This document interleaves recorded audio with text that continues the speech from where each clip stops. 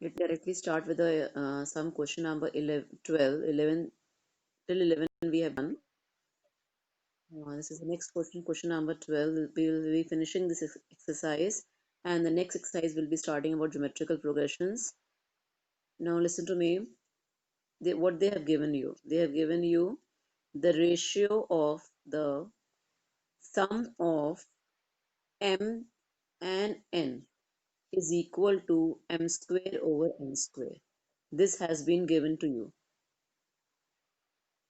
And you have to find the ratio of mth and nth term. Now let me tell you one thing, ये हमें पहले भी पता है, जब th लगा होता है mth, nth, rd, nd, इसका मतलब a वाला फॉर्मूला लगाना है, ठीक है ना। तो हमने क्या निकालना है, am over an is equal to 2m minus 1 over 2n minus 1. In the last video, actually I was just telling you something about one of the question I have told you कि अगर हमें sum of the दो APs हों, उन दोनों APs के दो ratios पता हों और हमें 17th टर्म या 18th टर्म का हमें रेशियो निकालना हो, क्वेश्चन बिल्कुल वैसा ही करना है। हम लोगों ने इधर भी ऐसे ही करना है। उन्होंने क्या दिया है, sum of M and sum of N, but difference क्या है बच्चे इस क्वेश्चन के अंदर, इसमें हम सेम एपी सीरीज के बारे में बात कर रहे हैं, इसीलिए फर्स्ट टर्म और कॉमन डिफरेंस सेम है। अगर आपको याद हो, if you remember question number 9th, हमारे पास क्वेश्चन ऐसा था, sum of N and sum of N, two different series का रेशियो दे रखा था, याद है आपको। Now in question number 12 we are talking about the same series, सिर्फ हमारे पास चेंज क्या हुआ, sum of the mth m and sum of the n terms of the same AP series का रेशियो दे रखा है m square over n square. हमारे पास फॉर्मूला होता है एस एन का। एस एन का फॉर्मूला क्या होता है, हमारे पास एस एन का फॉर्मूला होता है N over two, two A plus N minus one D. अगर यहाँ पे बेस में n लगा है तो यहाँ पे भी n लगाएंगे और यहाँ पे भी n लगाएंगे, लेकिन अगर यहाँ बेस में m लगा है तो यहाँ पे भी m लगाएंगे और यहाँ पे भी m लगाएंगे। हमें क्या दिया है, S M over S N, तो यहाँ बेस में m है, m over two, two A plus M minus one D over, यहाँ बेस में n है, n over two, two A plus N minus one D is equal to, ratio क्या दिया हुआ है, m square over n square. इसका नीचे denominator 2 and 2 cancel हो जाएगा, ये कॉमन है। अब ये एक m, इसके m स्क्वेयर है, एक m यहाँ से कैंसिल हो जाएगा, इसमें यहाँ पे n है और यहाँ पे इज इक्वल टू में डिनोमिनेटर में n स्क्वेयर है, तो एक n कैंसिल हो जाएगा। तो हमारे पास क्या बचा, ये सारा जो बाहर है वो कॉमन कैंसिल हो गया, क्या बच गया, two A plus M minus one D over two A plus N minus one D is equal to M over N. Is it और not? Now listen to me very carefully. हमने इसे cross multiplication किया है, listen to me. Cross multiplication करके आया हमारे पास n, two A plus M minus one D is equal to M two A plus N minus one D.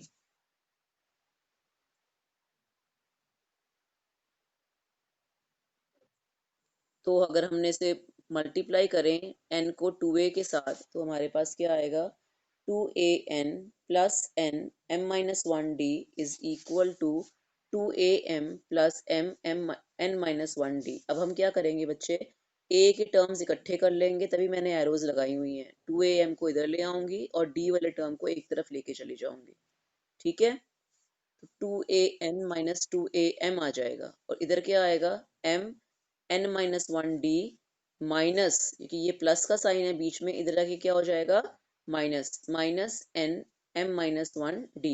इन दोनों में से क्या कॉमन निकल सकता है, डी। क्या कॉमन निकाल लिया मैम ने, और इन दोनों में से क्या कॉमन निकाल लिया मैम ने, very good, two A common निकाला तो एन माइनस एम आ गया। अब हमने डी कॉमन निकाल लिया, तो हमने m को इस ब्रैकेट से मल्टीप्लाई किया, m को मल्टीप्लाई करेंगे तो mn आएगा, m को माइनस वन से करेंगे माइनस m आएगा, माइनस एन को एम से करेंगे माइनस एन एम आ जाएगा, माइनस माइनस प्लस हो जाएगा, प्लस एन आ जाएगा, तो एन एम और N M will get cancelled, तो हमारे पास आएगा एन माइनस एम डी। इधर भी n माइनस एम है, यहाँ पे n माइनस एम है, ये दोनों कैंसिल हो जाएंगे, तो हमारे पास एक रिलेशनशिप आ गया d और a के बीच में। d किसके बराबर है? 2a के बराबर है। यहाँ तक क्लियर हो गया? हमें निकालना है ratio of the mth and nth term, मतलब am का फॉर्मूला लगेगा a plus, because we are talking about the same AP series, इसीलिए मैंने दोनों में a और d सेम लगाया है। अगर हम डिफरेंट AP सीरीज की बात करेंगे, आपको याद होगा, तो मैं क्या करती हूँ, एक में छोटा a छोटा d लगा लेती हूँ और दूसरे वाले में कैपिटल A और कैपिटल D लगा लेती हूँ। मैंने यहाँ पे सेम क्यों रखा है? Because we are talking about the same AP series. a plus M minus one D, A plus N minus one D, और d की जगह क्या लगा देंगे? 2a। क्लियर? अब 2a को अब 2a को m से मल्टीप्लाई करेंगे, 2a को 1 से मल्टीप्लाई करेंगे, 2a को n से मल्टीप्लाई करेंगे, 2a को माइनस 1 से मल्टीप्लाई करेंगे, तो ये a और ये minus 2a common like terms हैं, सब्ट्रैक्ट हो जाएगा, साइन बड़े वाले का लगेगा, माइनस a आ जाएगा। तो अब इसमें से हम दोनों में से a कॉमन निकाल लेंगे। कॉमन निकालने के बाद हमारे पास बचेगा 2m minus one, 2n minus one, तो ratio of the mth and the nth term is 2m minus one over 2n minus one. This is an answer and this has to be proved. ये हमें prove करना था। समझ आ गई है? Now listen to me very carefully. Today I will be finishing this chapter, so that is the reason I have started with you from the last sum, question number 18th. Read the question from NCERT. उसमें लिखा है, ध्यान से सुनेंगे हम, कि अगर किसी पॉलीगन में, पॉलीगन का मतलब मालूम है क्या होता है? जिसमें मिनिमम पॉलीगन में कितनी साइड्स होती हैं? 3। इसको हम ट्रायंगल कहते हैं, ठीक है ना? तो ट्रायंगल में 3 एंगल्स होते हैं, 3 साइड्स होती हैं। वो कह रहे हैं किसी भी 3 इंटीरियर एंगल्स की बात होती है। क्वाड्रिलैटरल में 4 साइड्स होती हैं, 4 इंटीरियर एंगल्स होते हैं। पेंटागन के अंदर 5 साइड्स होती हैं, 5 इंटीरियर एंगल्स होते हैं ना? अब वो क्वेश्चन में ये है, क्वेश्चन नंबर 18 में, difference between two consecutive interior angles, मतलब कोई भी दो एंगल्स के बीच में कॉन्जिक्यूटिव, मान लो एक ट्राइंगल ही है, तो इन ट्राइंगल के जो इंटीरियर एंगल के बीच का जो डिफरेंस है वो कितना दे रखा है उन्होंने? 5 डिग्री का। कितने का डिफरेंस दे रखा है? सबसे छोटा एंगल जो है वो है 120 डिग्री उस पॉलीगन का। पॉलीगन का पता नहीं है हमें, पॉलीगन कौन सा है, ये डिपेंड करेगा, हम अभी निकालेंगे, क्योंकि उन्होंने लिखा है find the number of sides. Number of sides के हिसाब से पॉलीगन का नाम होता है। अगर 3 है नंबर ऑफ साइड्स, तो पॉलीगन का नाम ट्रायंगल होता है। अगर 4 है तो क्वाड्रिलैटरल है, 5 है तो पेंटागन है, 6 है तो हेक्सागन है, 7 है तो हेप्टागन है, 8 है तो ऑक्टागन है। It depends upon the number of sides, तो पॉलीगन का नाम भी चेंज हो जाता है। हमें एक प्रॉपर्टी क्लास लोअर क्लासेस में सिखाई गई है कि किसी भी पॉलीगन के अगर इंटीरियर एंगल्स कितने होते हैं, जितने नंबर ऑफ साइड्स होती हैं, जैसे कि ट्राइंगल में कितनी साइड्स होती हैं? 3। एंगल कितने होते हैं? 3। क्वाड्रिलैटरल में कितनी साइड्स होती हैं? 4। एंगल कितने होते हैं? 4। पेंटागन में कितने साइड्स होती हैं? 5। एंगल कितने होते हैं? 5। अगर हमने जितनी साइड्स हैं उतने एंगल्स हैं, उनका सम निकालना है, n is a number of sides, उसके लिए एक फॉर्मूला सीखा था हमने लोअर क्लासेस के लिए, कि n minus two multiplied by 180 will give you the sum of the angles of any polygon with n sides. अगर उसकी साइड n है तो फॉर्मूला क्या होता है? n minus two multiplied by 180। वैसे मैं आपको एक एग्जांपल दूं, मिनिमम पॉलीगन के लिए 3 साइड्स चाहिए होते हैं, 3 से कम तो बन ही नहीं सकता पॉलीगन। क्लोज्ड पॉलीगन का मतलब क्या होता है? Closed figure made by lines, straight lines, तो मिनिमम 3 चाहिए होती हैं।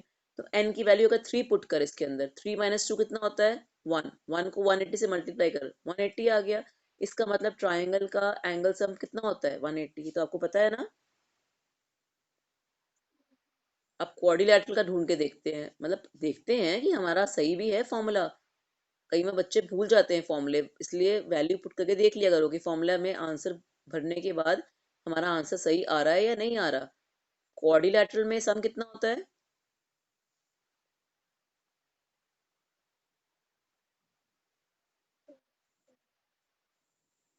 4 साइड्स होती है ना, तो क्वाड्रिलैटरल में 4 साइड्स के 4 एंगल्स का सम कितना होता है?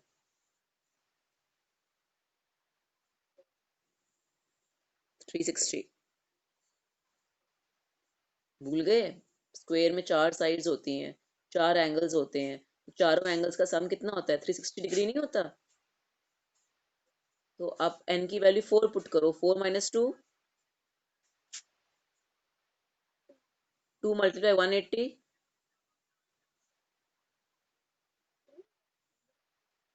हाँ, हमेशा 180 से, ये फॉर्मूला है बच्चे। n की वैल्यू भरनी है, कितनी साइड्स हैं, अगर 3 है 3 minus 2, 4 minus 2, 5 minus 2, 6 minus 2, 7 minus 2, multiplied जो भी आंसर आएगा 180 से मल्टीप्लाई करेंगे, उससे क्या निकल आएगा? उस पर्टिकुलर पॉलीगन के जितने एंगल्स हैं उनका सम। समझ आ गया? अच्छा, अब उन लोगों ने क्या किया हुआ है, उन्होंने कहा सबसे छोटा एंगल जो है वो है 120, मतलब सबसे जो सीरीज होती है वो सीरीज होती है ए। होता है ना, पहला टर्म कौन सा होता है? ए। वो कह रहे हैं जो एंगल्स है, बहुत इंपॉर्टेंट क्वेश्चन है, पूछा जाता है एग्जाम में।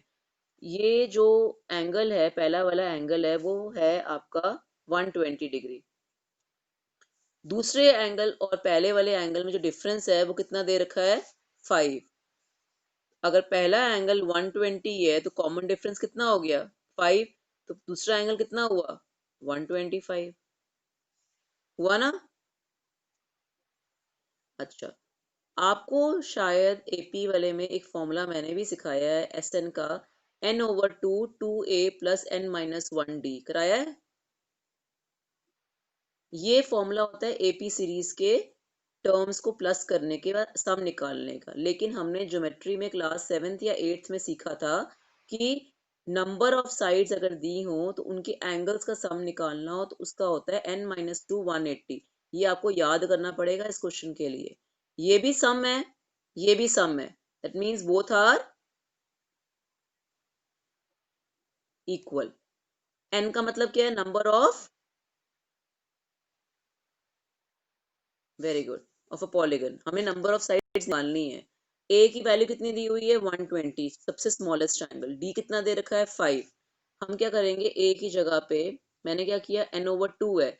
आप देख रहे हो मैंने यहाँ पे एरो लगाई है, ये जो 2 है वो मैंने यहाँ ले आई हूँ। तो कितना हो गया? 2 multiplied 180 will give you how much?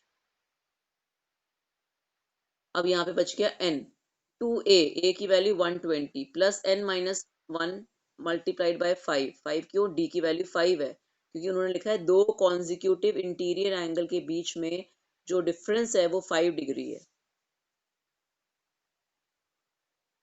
अब मैंने क्या किया, 2 को 120 से मल्टीप्लाई किया, 240, 240 को n से किया, 240n प्लस n को मल्टीप्लाई किया n-1 से मल्टीप्लाइड बाय 5। n को मैं n-1 से करती हूँ तो n स्क्वायर माइनस n आएगा, multiplied by 5 is equal to 360 को n से करेंगे 360n माइनस 360 को 2 से करेंगे 720। यहाँ तक क्लियर है? अब ये जो दोनों टर्म्स हैं मैं राइट से लेफ्ट में ट्रांसफर करूंगी। 5 को मल्टीप्लाई करूंगी 5n² से, 5 को मल्टीप्लाई करूंगी 5n से, 240n, 360 यहाँ पे आगे माइनस का हो जाएगा, 720 यहाँ पे आगे पॉजिटिव हो जाएगा। ये तीनों टर्म्स n के हैं, दो नेगेटिव हैं एक पॉजिटिव है, नेगेटिव नेगेटिव को प्लस कर लो, 365 आ गया। 365 माइनस का है, 240 प्लस का है, होगा सब्ट्रैक्ट, साइन बढ़ेगा लगेगा, -125n आ गया। 720, मैंने इसमें से तीनों में से 5 कॉमन निकाल लिया। 5 कॉमन निकालने के बाद जीरो के नीचे चला गया, मेरे पास क्या बचा? n² minus 25 plus 144 is equal to 0। ये बन गई आपके पास क्वाड्रेटिक इक्वेशन। ये वाला स्टेप याद रखना, ये वाला क्वेश्चन जब भी आ जाए पॉलीगन वाला, आपने ये वाला फॉर्मूला एस एन के सामने लगा देना है, और बाद में क्वाड्रेटिक इक्वेशन बना के आपने, n की दो वैल्यूज आएंगी 16 एंड 9। इसका मतलब number of sides of the polygon can be 16 also and it can be 9 also. Clear? पक्का? द नेक्स्ट वन, ये वाला क्वेश्चन, प्रीवियस क्वेश्चन बहुत इंपॉर्टेंट था, वैसे 2 मार्क्स में डाले, वो डालते हैं बहुत, मतलब ऐसे क्वेश्चंस होते हैं थोड़े से हटके, वो डालते हैं कि बच्चे घबरा जाते हैं। रीजन इज उनको ये वाला फॉर्मूला नहीं पता होता, सम ऑफ द साइड्स वाला, ऑफ द पॉलीगन वाला, एंगल्स जो होते हैं, आप ये वाला याद रखना, इक्वेट कर देना। अब नेक्स्ट क्वेश्चन पढ़ो। सपोजिंगली किसी इंसान ने बैंक में अपना लोन वापस कर रहा है, ठीक है, पहली इंस्टॉलमेंट उनकी 100 रुपये है, ऐसा क्वेश्चन हम क्लास 10th में भी करते हैं। सेकेंड इंस्टॉलमेंट उसकी 5-5 रुपये से बढ़ती जाती है हर महीने, मतलब पहले महीने उसने दी 100 रुपये, दूसरे महीने उसने दी 105 रुपये, तीसरे महीने उसने दी 110 रुपये, 5-5 हर महीने इसकी इंक्रीज हो रही है। वो कह रहे हैं एनसीईआरटी की क्वेश्चन में 30th, थ लिखा है ना, तभी मैंने यहाँ सर्कल किया है, थ का मतलब होता है मैंने ए का फॉर्मूला लगाना है। तो मैंने, उन्होंने पूछा 30th मंथ में या 30th इंस्टॉलमेंट उसकी कितनी अमाउंट की होगी, तो ए का फॉर्मूला लगाना है, S30 का फॉर्मूला नहीं लगाना। S30 कब लगाना है? जब वो ये क्वेश्चन पूछे, find the sum of the money he has given to the bank as installments, तो हमको सबको प्लस करना पड़ेगा, उसमें एस का फॉर्मूला लगाएंगे। अभी क्या पूछा उन्होंने? 30th इंस्टॉलमेंट का अमाउंट बताओ, तो हमने A30 लगाया। A30 का फॉर्मूला क्या होता है? A+29, पता है 29 क्यों लगाया मैंने? डी, डी कितना है? कॉमन डिफरेंस कितना है? 5 रुपए। ए कितना है? 100 रुपीज। वैल्यू भरेंगे हम लोग, पहले 29 और 5 को मल्टीप्लाई करेंगे, आएगा 145। 145 में 100 प्लस करेंगे, that will give you 245 rupees. शुरुआत उसने 100 रुपए से की थी, 30th मंथ में वो 245 रुपीज देगा एज इंस्टॉलमेंट। आया समझ में?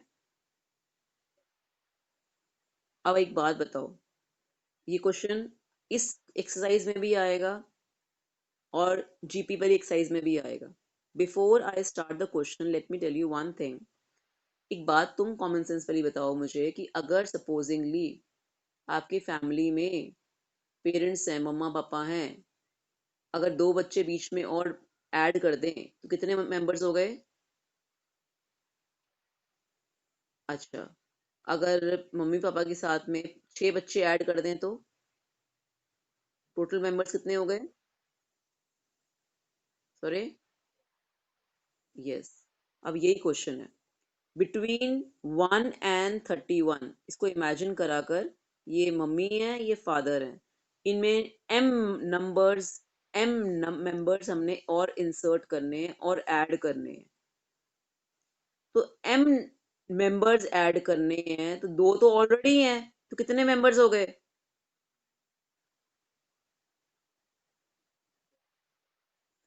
1 और 31 मान ले फादर और मदर हैं, इनमें अगर एम, एम मतलब नंबर बोल रहे हैं, वो एम के टर्म में बोल रहे हैं। अच्छा, अगर 2 मेंबर ऐड करेंगे तो कितने हो जाएंगे?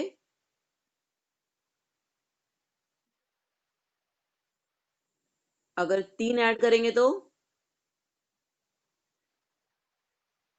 अगर एम करेंगे तो? ना ना, एम में कितने, एम तो आएगा ही आएगा, एम नंबर इंसर्ट किए, उसमें कितने ऐड करती है हमेशा?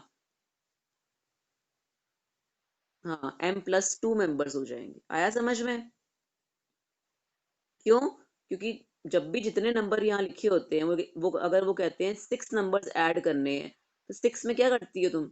ये 2 ऐड करती हो ना, 8 हो जाते हैं। अब वो कह रहे हैं एन, एम नंबर्स हमने इंसर्ट करने हैं, इसका मतलब हमारे पास कितने मेंबर्स हो जाएंगे इसके अंदर? M+2 मेंबर्स हो जाएंगे। कितने हो जाएंगे? Very good. अब मेरी बात को ध्यान से सुनो, listen to me very carefully. इसका मतलब ये जो पहला वाला टर्म है जिसको आप मान रहे हो 1, इसकी पोजीशन हो जाएगी ए, ये ए हो जाएगा ना, और ये वाला कौन सा टर्म हो जाएगा? नहीं, ए एम नहीं होगा इस क्वेश्चन के लिए, इसमें क्या होगा? कितने मेंबर से? ना ना, कितने मेंबर्स टोटल हो गए थे ऐड करने के बाद? मतलब इसकी पोजीशन क्या हो गई, m+2, इसकी पोजीशन हो गई m+2th टर्म। ये कौन सा टर्म हो गया, m+2th टर्म। आगे समझ में, ये लास्ट टर्म है ना, ये फर्स्ट टर्म है, ये लास्ट टर्म है, इनके बीच में मैंने m टर्म्स इंसर्ट करने हैं। तो ये हो गया फर्स्ट टर्म, ये हो गया लास्ट टर्म। इसका मतलब m तो मैंने बीच में डालने हैं, तो ये फर्स्ट होगा, और जो लास्ट होगा वो m+2 नहीं होगा। अब यही पूछ रहे हैं, between 1 and 2 31 members are inserted. 1 and 31, sorry, 1 and 31 के बीच में m टर्म्स को मैंने इंसर्ट किया। जो रेशियो दे रखी है सेवेंथ और m-1 टर्म के बीच में, वो 5/9 दी हुई है। फाइंड m की वैल्यू वो ये पूछ रहे हैं, बताओ कितने मेंबर्स आपने इंसर्ट किए सच दैट ये रेशियो उन्होंने गिवन दी हुई है, a7/am-1 is equal to 5/9।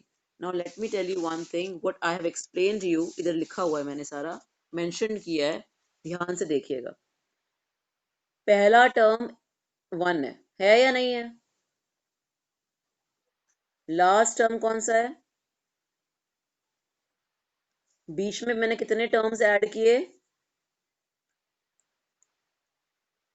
m terms to be inserted, m मतलब उन्होंने वो m की वैल्यू तो हमें निकालनी है, कितने नंबर्स इंसर्ट किए हमें नहीं पता, हमें वो निकालने हैं।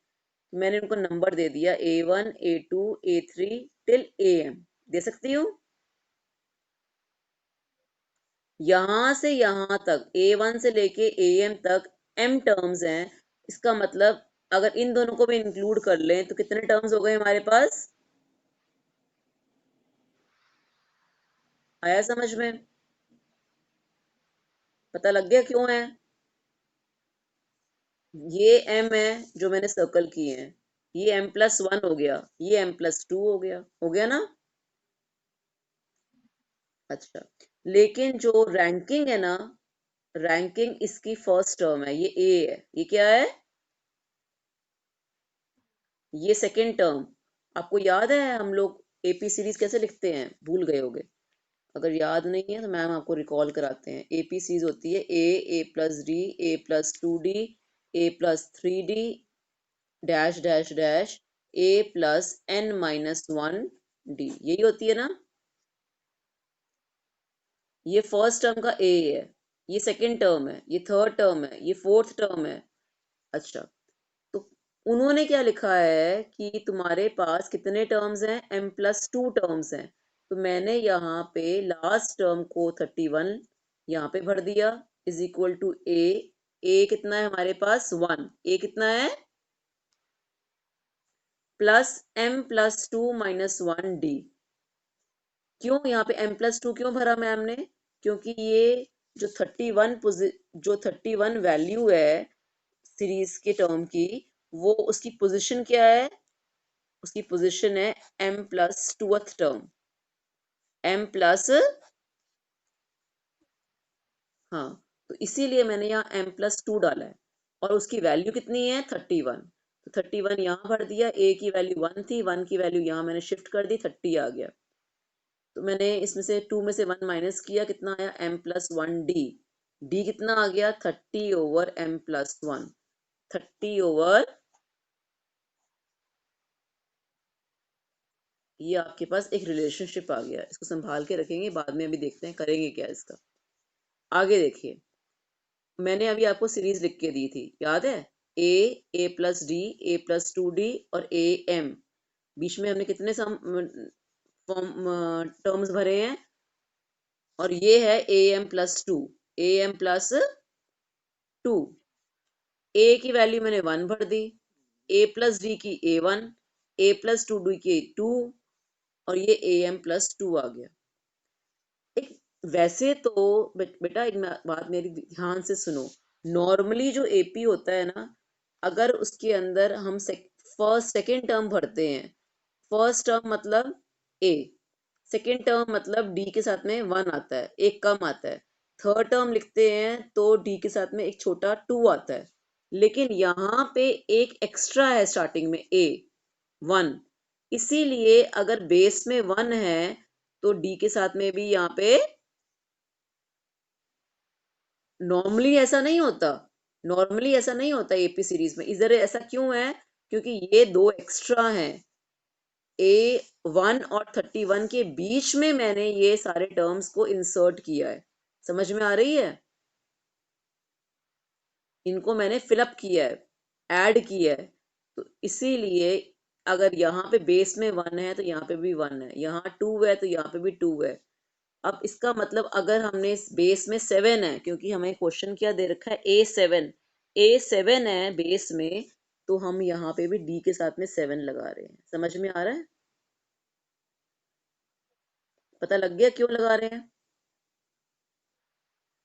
सिमिलरली m-1 5/9, तो मैंने यहाँ पे A7 की वैल्यू लिख दी A+7D, और AM-1 की जगह लिख दिया A प्लस, जो बेस में लिखा है, जो बेस में लिखा है वही D के साथ में लिख दिया। वैसे तो यहाँ पे अगर नॉर्मल AP सीरीज होती तो यहाँ पे m-1 आता, लेकिन -1 क्यों नहीं लगाया? जो बेस में है वही D के साथ में लगा दिया है। पता लग गया क्यों लगा दिया है? वैसे तुम अगर करते, तुम यहाँ पे A7 लिख के A+6D लिखती ना, लिखती या नहीं लिखती? यहाँ पे क्यों नहीं लिखा, पता लग गया? तो यहाँ पे m-1 आ गया, इज इक्वल टू 5/9। डी की वैल्यू कितनी निकाली थी मैंने? 30/m प्लस, वो मैंने यहाँ पुट कर दी। अब मैं एलसीएम लूंगी, m+1, m+1 1 के साथ में मल्टीप्लाई हो जाएगा, और 7 30 के साथ में। यहाँ पे भी m+1 एलसीएम लूंगी, m+1 1 के साथ मल्टीप्लाई हो जाएगा, प्लस 30 को मल्टीप्लाई करूंगी m-1 से। देख रहे हो? m+1 एलसीएम कैंसिल हो जाएगा। मैं ब्रैकेट ओपन करूंगी, m+1 प्लस 210, 30 को m से मल्टीप्लाई करूंगी, 30 को 1 से मल्टीप्लाई करूंगी, तो यहाँ पे आ जाएगा m+211, m और 30m ऐड हो जाएगा, 31m, 1 और -30 -29 इज इक्वल टू 5/9। अभी मैं इसका क्या करूंगी? Cross multiplication. क्रॉस मल्टीप्लिकेशन करूंगी तो 9 किससे मल्टीप्लाई होगा? m से। 9 मल्टीप्लाई होगा 211 से, इज इक्वल टू 5 मल्टीप्लाई होगा 31 से, 5 मल्टीप्लाई होगा 29 से। हमारे पास इक्वेशन आएगी 9m plus 1099 is equal to 155 - 145। हम क्या करेंगे? 9m को यहाँ लेके आएंगे, 145 को इधर लेके आएंगे, और m की वैल्यू कितनी आ जाएगी? 14। आगे समझ में? पक्का? You have to do very very very very very concentratedly, कि उसमें अगर हम सीरीज में इतने टर्म्स ऐड कर रहे हैं, इंसर्ट कर रहे हैं, उसके उसके उसी के रिलेटेड पहले मैं क्वेश्चन करवाती हूँ, उसके नेक्स्ट क्वेश्चन बाद में कराऊंगी। क्वेश्चन नंबर 14 पढ़ो एनसीईआरटी का। वो कह रहे हैं insert 5 numbers between 8 and 26।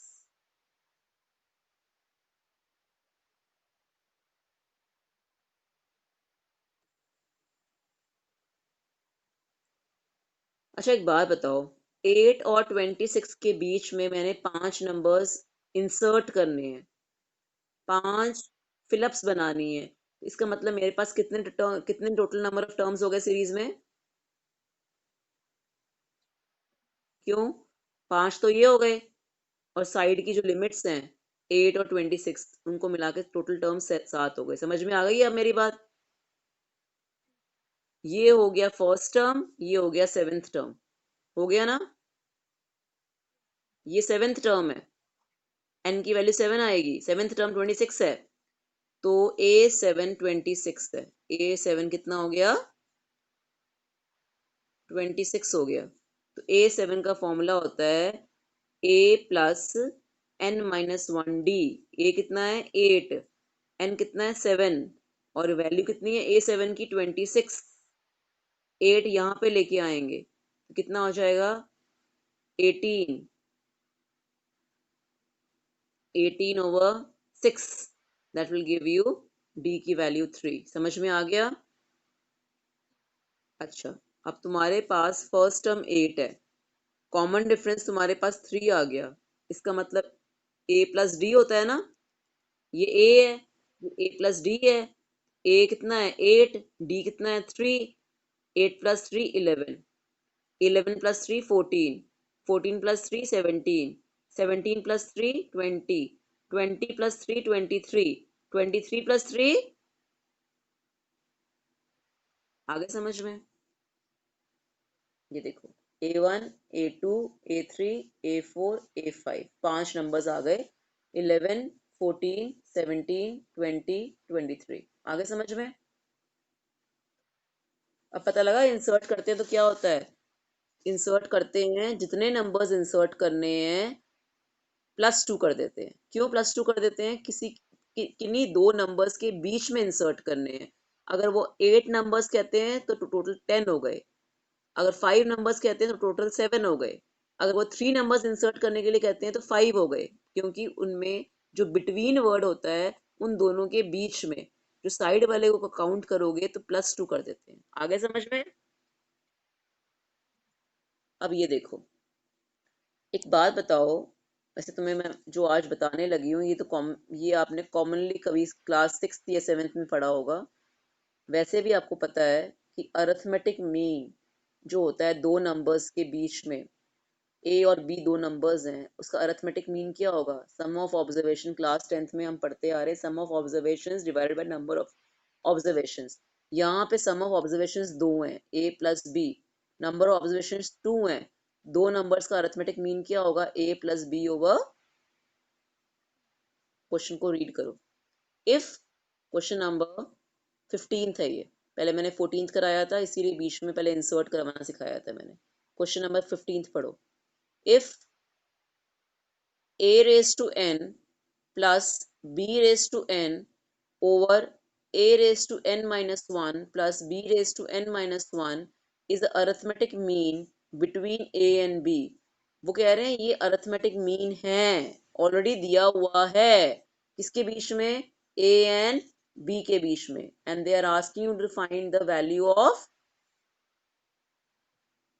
Late me tell you बच्चे कि एपी वाले चैप्टर में, एपी वाली एक्सरसाइज में भी ऐसा क्वेश्चन नजर आएगा, नेक्स्ट एक्सरसाइज में भी ऐसा क्वेश्चन नजर आएगा सेम टू सेम, बट वहां पे एम की जगह जीएम लिखा होगा, ज्योमेट्रिक मीन। क्या लिखा होगा?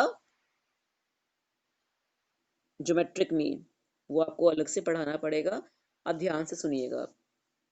अरिथमेटिक मीन जो होता है दो नंबर्स के बीच में, ए एंड बी के बीच में, वो होता है a plus B over 2, A plus B over, yes, arithmetic mean इतना होता है, लेकिन अरिथमेटिक मीन तो उन्होंने दिया हुआ है, हम क्या करेंगे उन दोनों को इक्वेट कर देंगे। इतना समझ में आ गया? अब मैं क्या करूंगी, इस 2 को इससे मल्टीप्लाई कर दूंगी, क्रॉस मल्टीप्लाई, और इसको इससे मल्टीप्लाई कर दूंगी।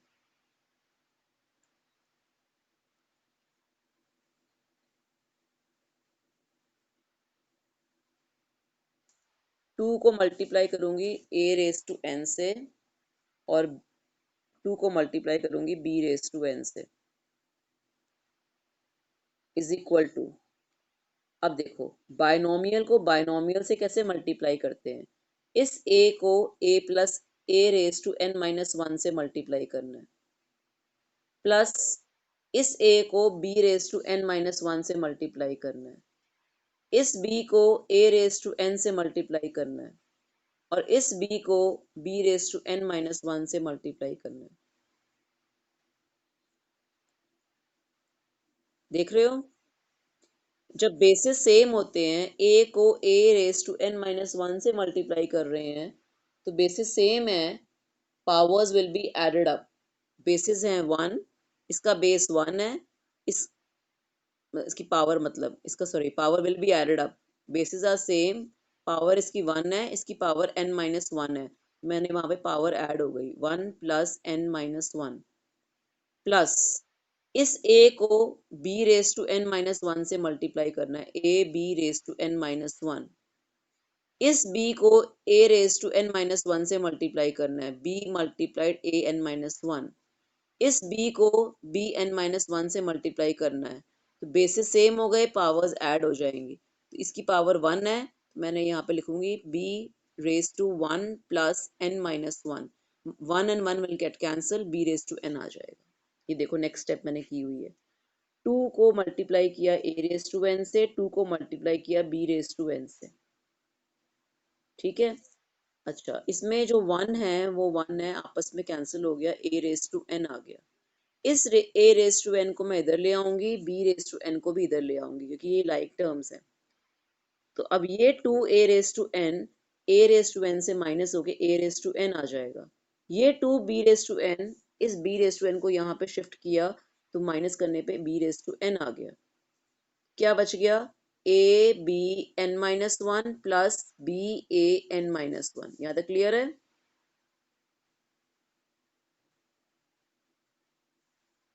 Is it clear?